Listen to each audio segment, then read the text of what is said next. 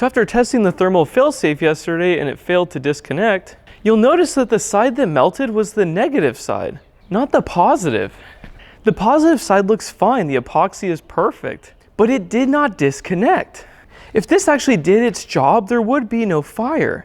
So in this video, we're gonna do the exact same test to other batteries. So this is an Epic battery and has a built-in fuse. This is a thermal failsafe with a published trip curve. So we're gonna bypass the BMS and see if this trips with the dead short. And here's the BMS and we're gonna short it out. This one also has a remote fuse separately. So if something happens to the BMS, this also trips as well. Now the BMS is bypassed and we have a dead short. And this mimics a BMS failure. And this is a massive battery. This is a lot more capacity than the Battleborn.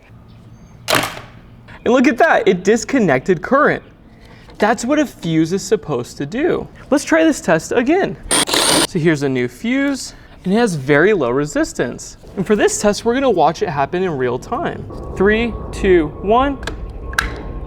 And look at that, we have 0 volts. If we connect the fuse, it's open circuit. So the fuse did its job. And we know how it can do its job because there's a published trip curve, which the Battleborn battery does not have. Now this is a Yijing battery, and it has a fuse built in.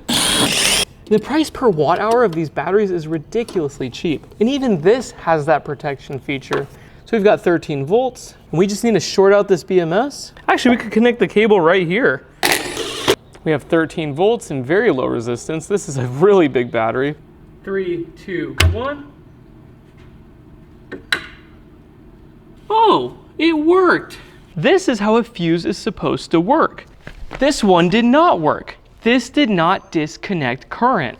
Now this is a lead time and it conforms to 1973 standard. That's a UL standard at the pack level. And this one does not have a fuse. And the build quality is nothing special at all. It looks like a budget battery. It doesn't even have screw terminals on the BMS for the supply conductors. If this BMS fails and you do a dead short, the same thing that happened to the Battleborn will happen to this. But this one is certified. This battery has no certifications at all. And there's multiple layers of protection and a fire extinguisher. Not listed. And it's cheaper. It's cheaper. This one costs more and there's less safety and it's certified.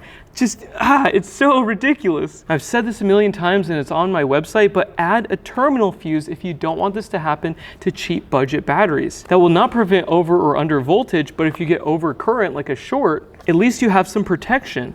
Or you could buy a better battery that's not certified. It's crazy I have to say this, but yeah, it's the truth. Just because it conforms to a standard doesn't mean much. And I have hundreds of videos showing that. I have so many test videos. I've done this over and over again. When I did my Battleborn battery test, I was testing the thermal failsafe, just like I did so on these. And the thermal failsafe did not work. It did not disconnect. And that's what caused the fire. It's not with the lid being removed or any of that. The thermal failsafe was intact and it was not mechanically damaged. And you can see it at the beginning of this video. The fact that they don't have a trip curve is a huge red flag. They claim the positive terminal is a thermal failsafe, but the real problem that I've complained about multiple times, and it's not mentioned in the lawsuit, is the negative bus bar.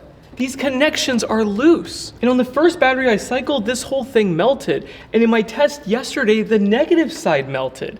It wasn't the positive side. But instead the lawsuit is about this positive terminal, and it doesn't work. People have overheating terminals just like this battery. And this battery actually works, but then sometimes it disconnects. All you have to do is move the terminal a little bit. Then if you push it this way, it disconnects. And then if you go this way, it connects again.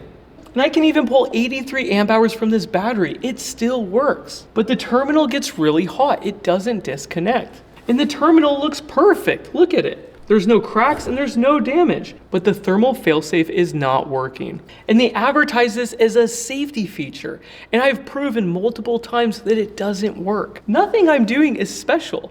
They have a plastic sandwich and an electrical connection, and it causes a loose connection. And this is present on all of these batteries. They all have this issue. So anyways, I hope you liked the video, and I hope you liked the testing. It was super fun, and I will see you in the next video. Bye.